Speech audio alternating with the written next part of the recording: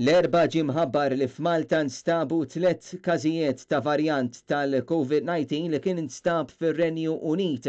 Il-każijiet li nstabu jinsabu f'iżolament u fi kwarantina. Jirriżulta li t-tielet każ irreġistrat tal-varjant il-ġdid tal-coronavirus kien ta' mara ta' 75 sena u l-awtoritajiet bħalissa dejjin bl-investigazzjonijiet biex jaraw minn fejn il-mara ħadet dan il-varjant tal-virus.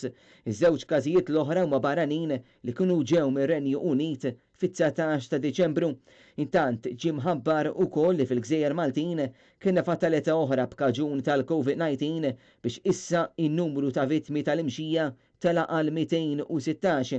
Il-vittma hija mara ta' 93 sena li nstabet pożittiva għal COVID-19 fit-22 ta' Diċembru li mietet fl-isptar Good Samaritan. Fl-aħħar sigħat kellna 124 każ ġdid tal-COVID-19 fil-waqt li fiequ 138 persuna. Il-total ta' każijiet li kellna sissa huwa dak ta' 12,665 fil-waqt li mill-Marzu l-hawn fiequ 11,057 persuna. Il-każijiet attivi huma 1,392. Tul il-bulettin mediku l-professur Charmaine Gawci qalet li bħalissa f'Għawdex hemm 87 każ attiv u li bħalissa fl-Isptar Mater Dei hemm 63 persuna, 12 persuna fl-ITU, 8 fl-IDU u 43 persuna fil-wards apposta tal-istess sptar.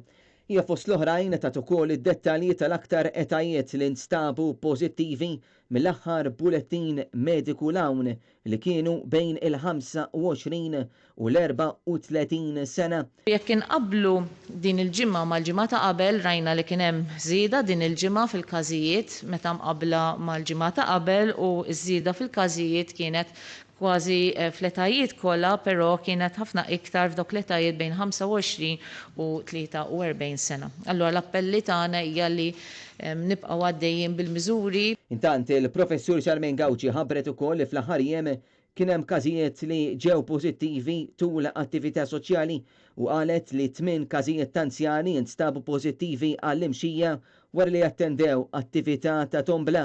Il-professur Gawci ħabbret li l-Gvern se jippubblika wkoll l-estensjoni tal-avviż legali li jgħid li l-bars u l-każini se jkollhom jibqgħu magħluqa sal-ewwel ta' Jannar, iżda din id-data suppost għandha tiġġedded għall-ewwel ta' Frar.